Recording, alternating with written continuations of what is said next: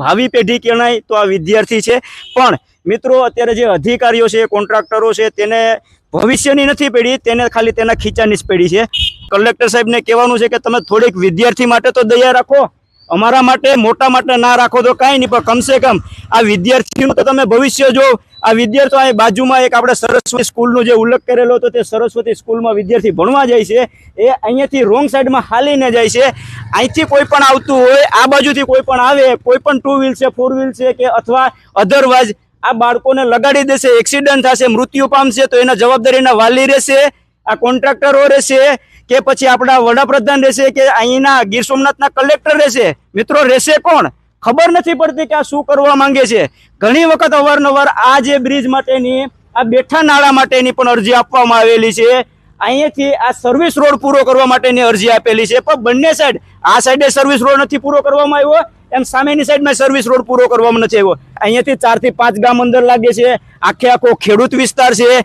આ એવડું અહીંયા આખે આખો એમને ખાડા પડ્યા છે। આ 2 વ્હીલ વાળા જાય છે તો તે કમસે કમ ગાડી ચડાવી નથી શકતા। આ ભાઈ જાય છે કેમ કે વિદ્યાર્થીને ન ફરવું પડે એના માટે થઈને ભાઈ ગાડીમાં વિદ્યાર્થીને લઈને જાય છે।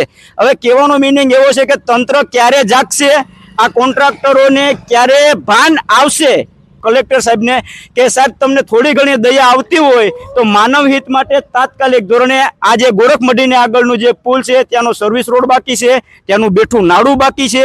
હવે એ નાળાની અંદર અહીંયાથી પાણી જાય છે, આ પાણી આવકની છે, આ બાજુની સાઈડમાંથી પાણીનો આવક છે અને આ બાજુની સાઈડમાંથી પાણી જાય છે। આ કમસે કમ કાંઈ નહીં તો 200 થી 250 ફૂટ ઉપરનો આ ગાળો છે બ્રિજનો, એક જ વચ્ચે કોલમ આપવામાં આવેલી છે। હવે બને એવું કે અહીંયા પાણી આવે તો આજુબાજુના લોકોને જવાનું ક્યાં ખબર નથી પડતી। તમારું નામ શું છે? મારું નામ વાઢેર ઉમેશ નાથાભાઈ છે। વાઢેર ઉમેશભાઈ નાથાભાઈ, તમે કેટલામું ભણો છો? હું 11મું ભણું છું। 11મું ભણો છો। હવે અહીંયાથી તમે ભણવા કઈ જગ્યાએ જાવ છો? અહીંયા સરસ્વતી સ્કૂલમાં જાય છે। કઈ બાજુની સાઈડમાં છે? આપાની સાઈડે છે, ડાબી સાઈડ, જમણી સાઈડમાં આવે ને? જમણી સાઈડમાં। બરાબર। હવે આજે સ્કૂલે જવા માટે થઈને તમારે કમસે કમ રનિંગ કેટલું કરવું પડે? રનિંગ 2 કિલોમીટર તો થાય જ। એટલે આમ ફરો તો કે અહીંથી શોર્ટકટ કરો તો? અહીંથી શોર્ટકટ કરીએ તો આમ કરીએ તો 4 કિલોમીટર જેટલું। આમ ફરો તો 4 કિલોમીટર, અહીંથી કરો તો 2 કિલોમીટર। બરાબર। હવે આવીને આવી જે પરિસ્થિતિ છે એ કેટલોક સમયથી આ પોઝિશન છે અહીંયા? એ વર્ષથી દોઢ વર્ષ જેટલું છે। 1.5 વર્ષ થઈ ગયું? મિત્રો જોવું તો ખરી, 1.5 વર્ષથી આના કન્ડિશન છે। અને આ બ્રિજ કેટલોક સમય પહેલા બન્યો? 1.5 વર્ષ પહેલા, 2 વર્ષ પહેલા બની ગયો। અહીંથી પાણી હોય તો તમારે જવાનું કઈ રીતના? તો અહીંથી પાણી હોય તો અમારે આખું 4 કિલોમીટર ફરવું પડે પાછું। 4 કિલોમીટર આમ ક્યાં લગી જવાનું? અહીંથી આ ટોલ ગેટ જેટલું કામ થાય છે થોડું। ટોલ ગેટ સુધી? હા, ટોલ ગેટ થી ફરીને આમ જવાનું અને રોંગ સાઈડ માં જવાનું ને, નેશનલ ઉપર? હા, રોંગ સાઈડ। તમારી માંગ શું છે ભાઈ? અમારી માંગ એટલી છે કે અહીં ખાલી નાનો એડો ઉપરથી રોડ બનાવી દો બસ, એટલે અમે આ શોર્ટકટમાં વહી જાય, બાકી ઉપરથી ફરવું મૂંઘું પડે અમારે થોડું। બરાબર છે। મિત્રો જો વિદ્યાર્થી ખુદ એવું કહે છે કે અમને ખાલી એક નાળું બનાવી દે અને રસ્તો થોડોક જ કહે છે, મિત્રો સાંભળજો, ખાલી થોડો ખરખો કરી દે તો અમારે 4 કિલોમીટર ફરવું ન પડે। આ ભણતર માટે થઈને હાલીને જાય છે મિત્રો, એનો ટાઈમે બગડે છે। આ એક આપણું દેશનું ભાવિ પેઢી ગણાય, એનું તો તમે કમસે કમ વિચારો। નાના એવા બેન છે તે હાલીને જાય છે તો તેને પૂછે, તારું નામ શું છે બેટા? એકતા। એકતા, કેટલામું ભણે છે? 9મું। 9મું ભણે છે। અને અત્યારે ક્યાં જાસ તું અહીંથી? મઢી જાસ? કઈ સ્કૂલમાં? સરસ્વતી। અત્યારે હાલીને જાશો ને તો અહીંયા જે પાણી આવી જાય તો તું શું કર? અમે આમ ફરીને જઈશું। આમ ફરીને જવું પડે? એટલે આમ ક્યાં ટોલ નાકા બાજુ કે કઈ બાજુ?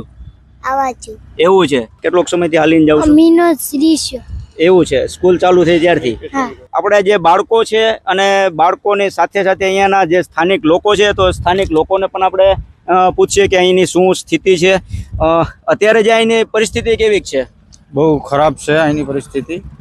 આમના માટે અમે કલેક્ટર શ્રી સાહેબને 28 તારીખના આવેદનપત્ર પણ આપેલું છે। બરાબર। કે બંને બાજુ બેઠા પુલ અને સ્ટ્રીટ લાઇટ અમને જો તાત્કાલિક આનું સર્વે કરીને ચાલુ કરી દે, નાના બાળકોને બહુ તકલીફ પડે છે। આજુબાજુના ગામડા છે કે નાખડા, પછી બોડા, સગિયા, ઉમરી, એવા તમામ ગામ લોકોને 8 થી 10 હજારની વસ્તી અહીંથી રોજની નીકળતી હોય છે।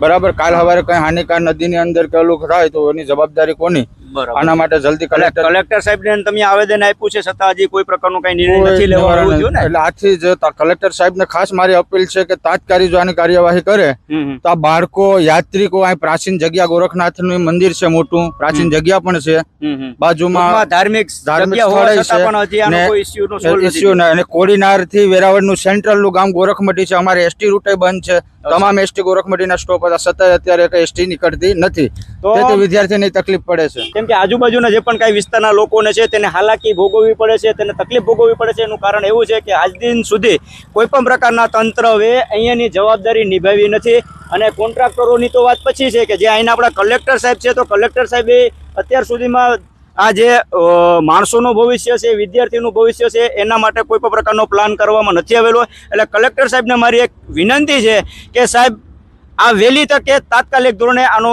નિરાકરણ લાવવામાં આવે એવી એક મારી વિનંતી છે